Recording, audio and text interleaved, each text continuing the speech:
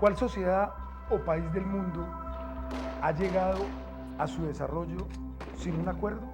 Hubo guerras en Brasil, en Chile, en Alemania, en Sudáfrica, en el propio Estados Unidos, pero siempre, al final, hubo un acuerdo. Incluso en las guerras de la independencia hubo pactos, hubo acuerdos.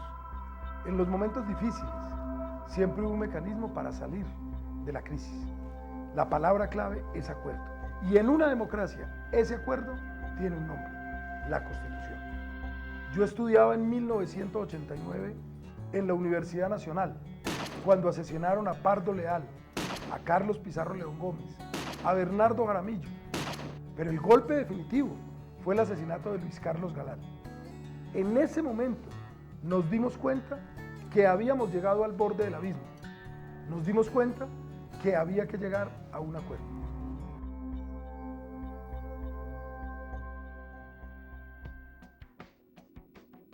Jóvenes estudiantes de las universidades públicas y privadas nos reunimos para pensar a Colombia.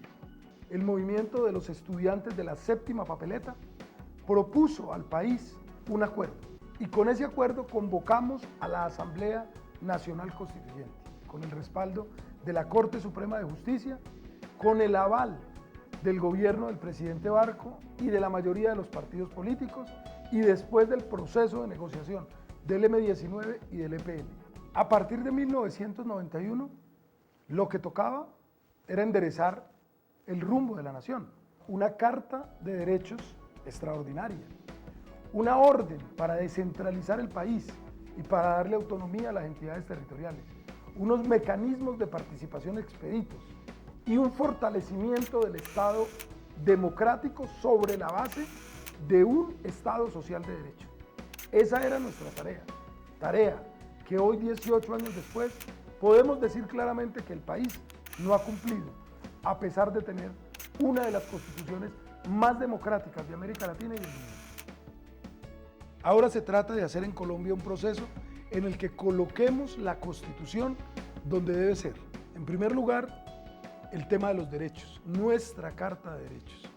Garantizar que los grupos vulnerables de la población colombiana tengan acceso a la protección social, a la pensión, a la salud, a la educación, a una política alimentaria adecuada, garantizar que haya una política agraria en este país y una política de desarrollo sostenible, donde el medio ambiente sea una prioridad del Estado.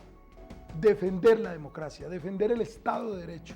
En Colombia, además, tenemos que garantizar un desarrollo de las entidades territoriales. Tenemos que garantizar la autonomía de los departamentos, de los municipios. Tenemos que garantizar la creación de las regiones. Colombia tiene que ser un país de regiones.